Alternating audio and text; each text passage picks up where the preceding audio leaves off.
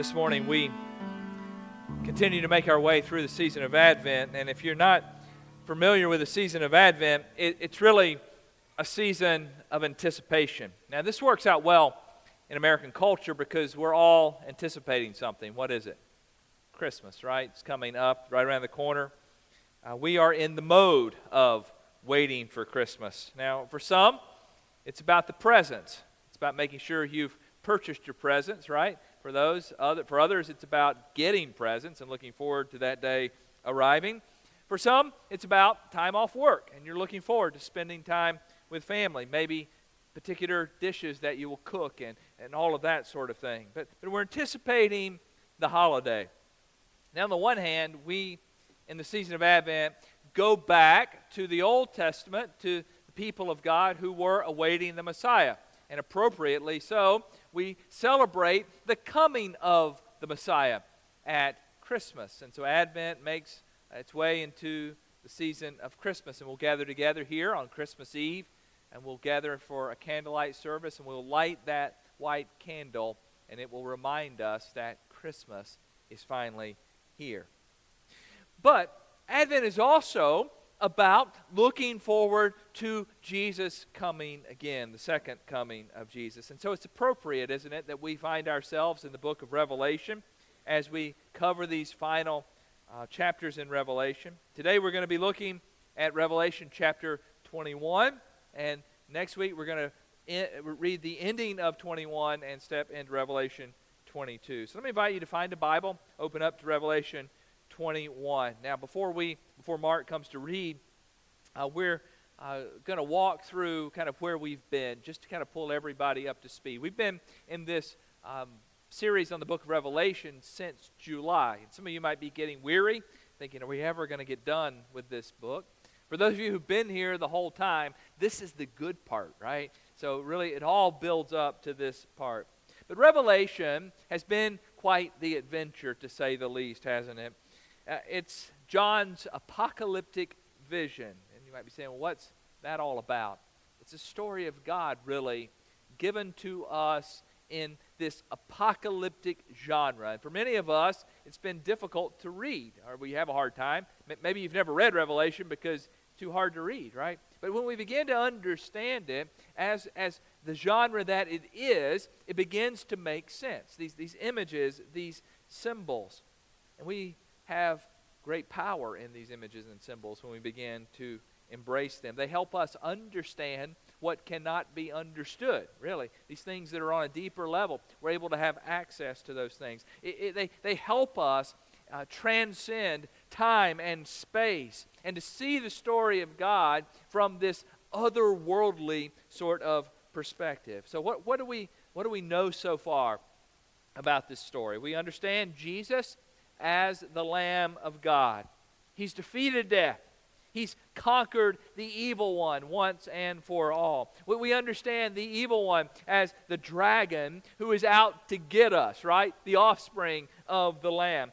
We understand that the powers of this world are like a prostitute who has lured people into a false reality of power and money and sex. The prostitute who rides upon the dragon stands in contrast to a beautiful bride that God intends to make his people. Beautiful imagery, powerful imagery, don't you think? Last week we witnessed a chained up dragon escaping one final time before God takes him out once and for all. So today we come, chapter 21. The dragon is gone. He's destroyed.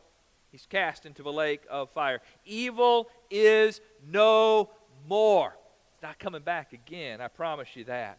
Now, we've seen the story. We keep thinking, well, the dragon's dead, but he's not really dead. He comes back again, and he comes back again. But this time, he is out for good. I can promise you that. So we begin now to describe, or John begins to describe for us, this beautiful picture of God's new creation.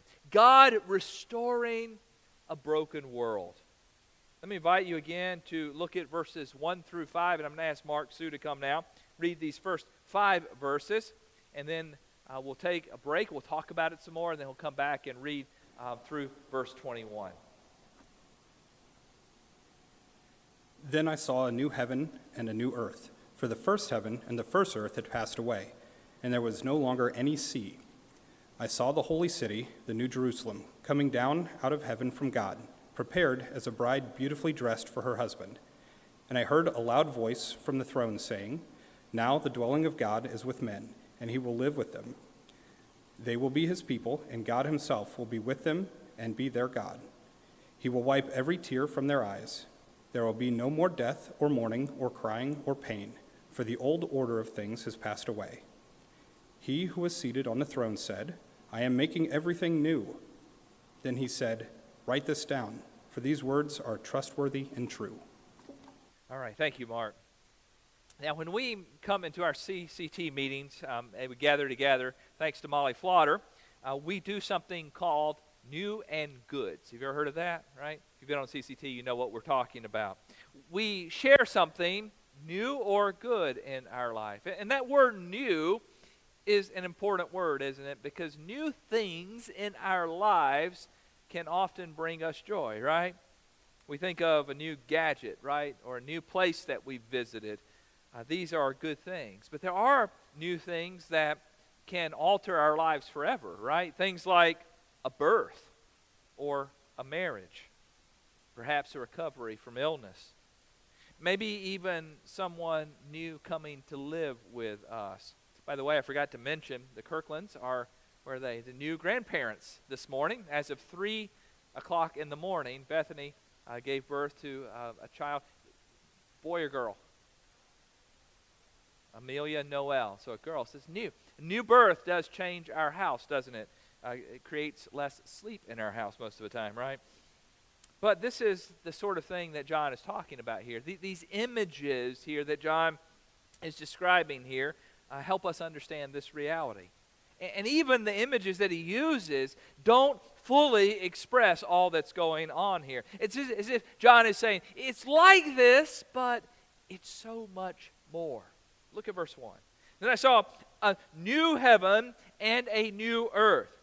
For the first heaven and the first earth had passed away, and there was no longer any sea. So right off the bat, we're taken to this new place. The old is gone, the new heaven, a new earth. And notice that he tells us there's no longer a sea. Now, what's all this about? Does it mean that all lakefront and beachfront property lose their value? I don't think that's what it's talking about here. You see, in the ancient mindset, the sea was a place of evil, a place of danger. You remember in Revelation, the beast emerged where? Out of the sea. And so the sea is kind of this portal for evil. And for us to understand this new heaven and this new earth as having no sea means that there is no evil and no place for evil to enter this new reality. Let's keep reading here.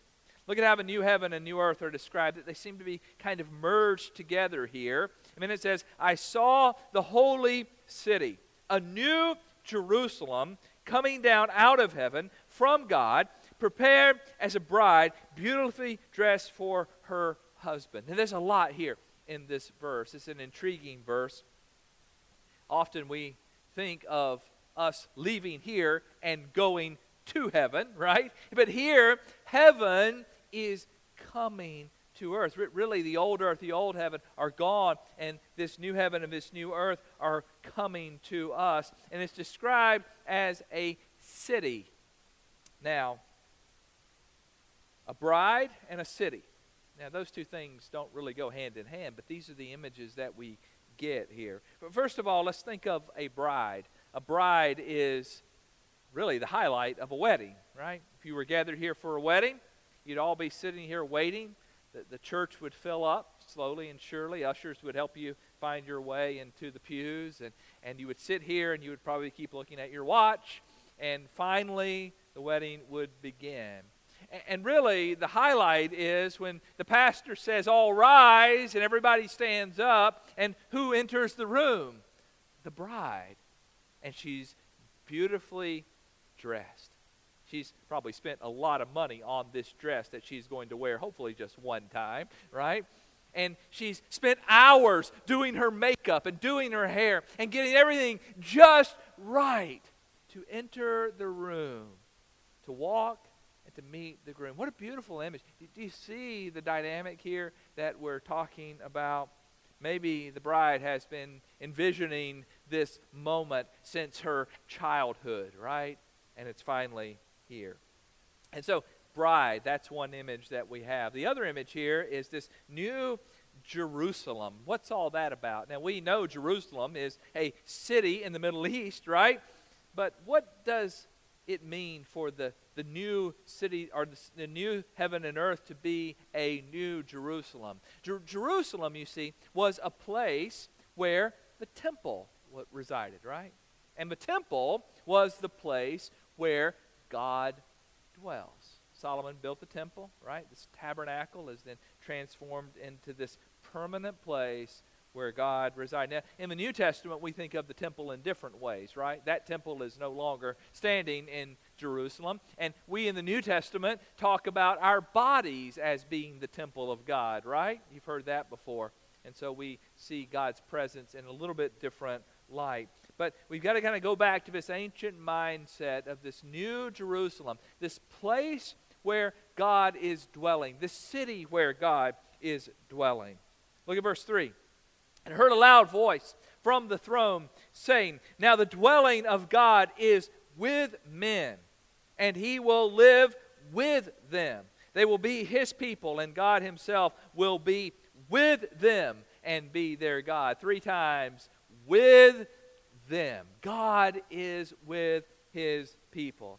Another loud voice from the throne, coming with authority and power, and it's telling us, now it's time. God is dwelling with men. He's living with men. They're his people. He's their God.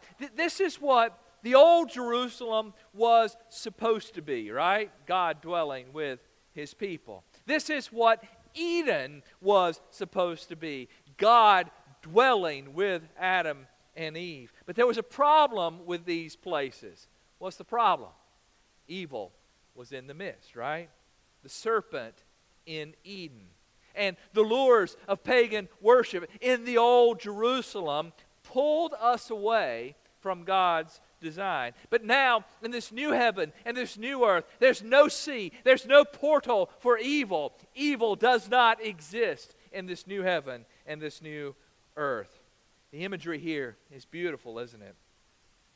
We could just read this and take it all in.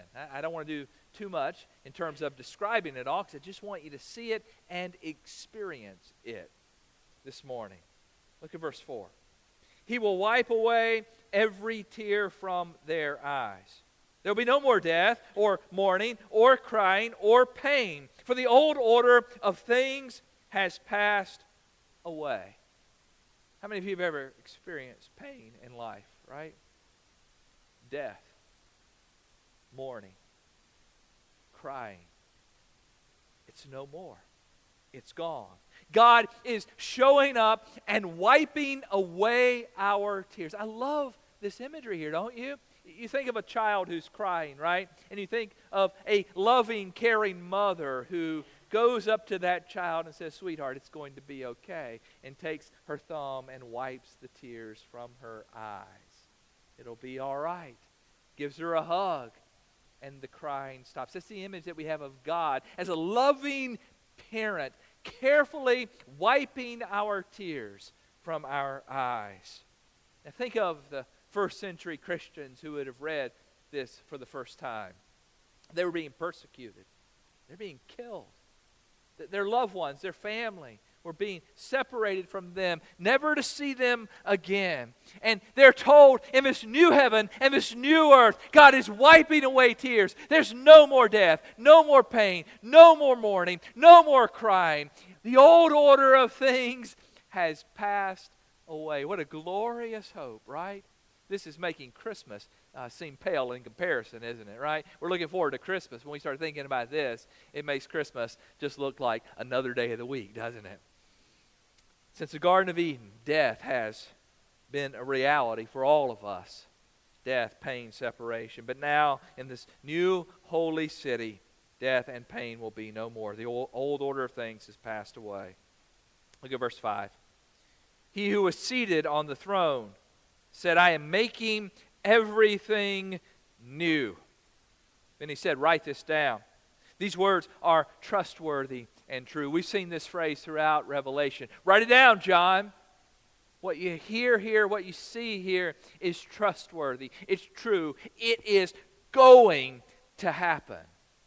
The words that are recorded for us here are the echoes of the prophets. Look at this verse from Isaiah, and I think this sheds some light. Again, this verse was written hundreds of years before Revelation. Isaiah said, behold, I will create new heavens and a new earth. The former things will not be remembered, nor will they come to mind. That's a beautiful picture for us of what this new heaven and this new earth are going to be like. Sin has wrecked the old world, but the dragon has inflicted great damage on the people of God and on God's created order. But now the dragon is no more, and our Creator God is showing up, creating once again a new world. Well, we're taken back to Genesis, to creation, but this time the dragon will not be allowed in. Let me invite you to look at verse 6 through 21 as Mark comes now and reads the remainder of our passage for today, and then we'll talk about it some more.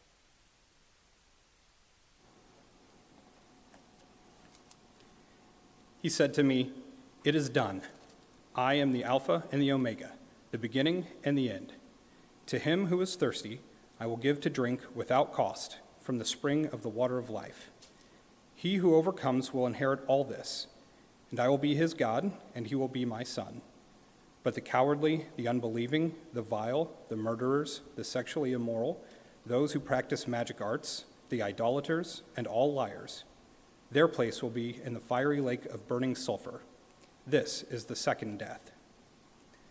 One of the 7 angels who had the 7 bowls full of the 7 last plagues came and said to me, come, I will show you the bride, the wife of the Lamb. And he carried me away in the Spirit to a mountain great and high, and showed me the holy city, Jerusalem, coming down out of heaven from God. It shone with the glory of God, and its brilliance was like that of a very precious jewel, like a jasper, clear as crystal. It had a great high wall with 12 gates, and with 12 angels at the gates. On the gates were written the names of the 12 tribes of Israel. There were 3 gates on the east, 3 on the north, 3 on the south, and 3 on the west. The wall of the city had 12 foundations, and on them were the names of the 12 apostles of the Lamb. The angel who talked with me had a measuring rod of gold to measure the city, its gates, and its walls. The city was laid out like a square, as long as it was wide. He measured the city with a rod and found it to be 12,000 stadia in length, and as wide and high as it is long. He measured its wall, and it was 144 cubits thick by man's measurement, which the angel was using. The wall was made of jasper, and the city of pure gold, as pure as glass. The foundations of the city walls were decorated with every kind of precious stone.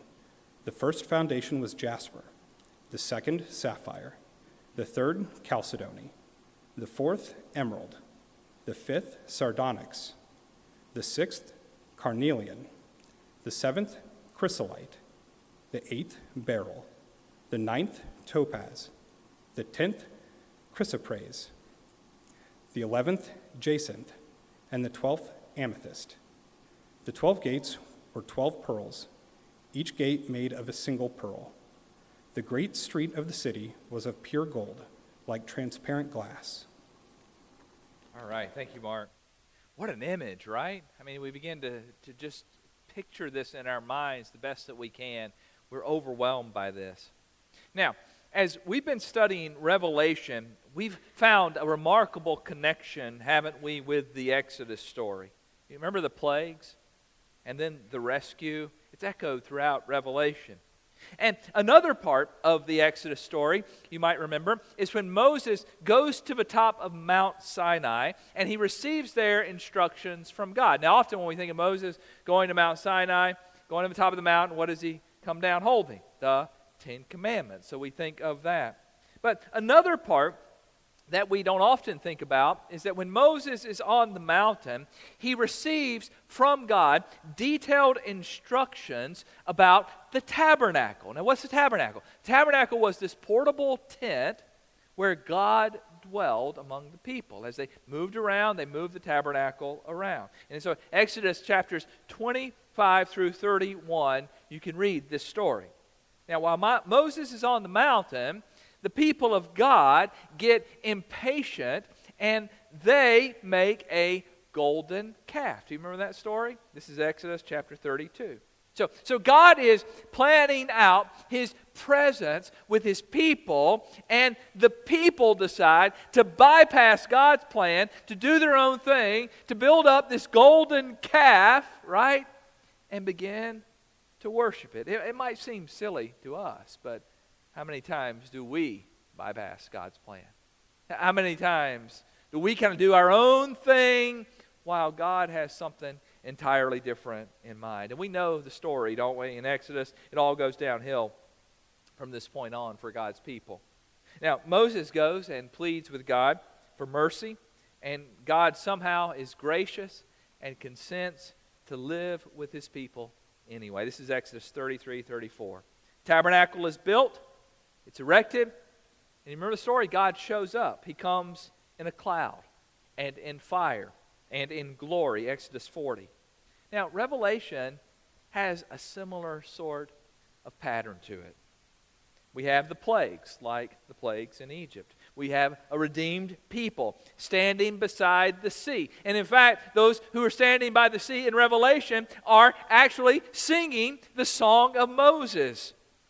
We have idols like the golden calf. The prostitute clothed in gold and silver reminds us of this story. But now God has come to be with His people. And this description that we're reading about here in Revelation 21 is the true tabernacle, the true place of God's presence.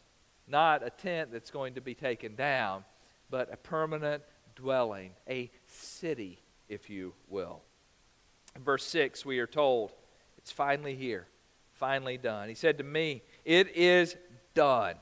I am the Alpha and the Omega, the beginning and the end. To him who is thirsty, I'll give drink without cost from the spring of the water of life. You see what is going on here? God is making us His children. Another image here. We've got a new marriage, and now we've got a new birth.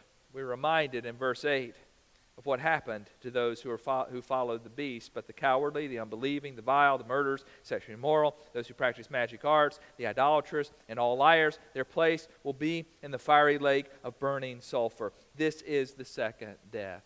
Someone asked me this morning, where is that? I don't know. It's not in the new heaven and the new earth. We know that much, don't we? And I think that's the point here. All of those who are evil, the one who is evil, the dragon, they are all absent from this picture. And that's the bottom line there. It echoes what we read about in chapter 20. And then in verse 9, we have one of the angels who spoke to John with 7 bowls showing up again. Look at verse 9. Come, I will show you the bride, the wife of the Lamb. So again, the bride and the city, they're the same thing here. They're just images that help us understand what they are. So John is carried away in the Spirit. We see that a number of times in Revelation, don't we? But this time he's taken to a high point, and he's able to see this great city. And the following verses describe this city in detail.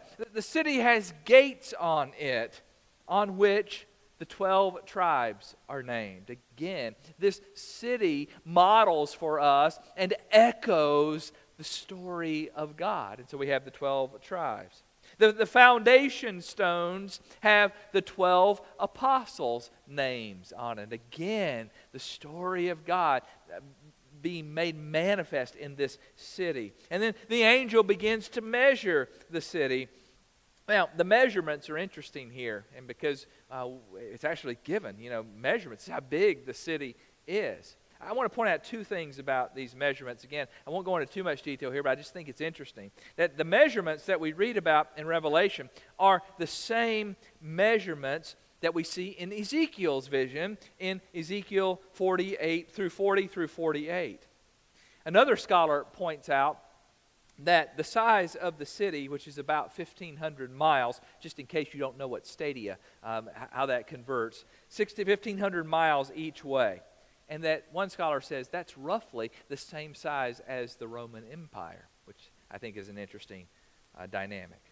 But this city is also 1,500 miles high. Now, I don't know about that. I can't quite put that in my brain. Can you? One person who attends first service is an engineer, and he says, it'd be really cool to build a city like that. I said, yeah, but how are you going to engineer 1,500 miles high? He said, yeah, that'd be a tough one, wouldn't it? Maybe there are other dimensions that we don't even understand, that we can't even comprehend, that play into the equation here.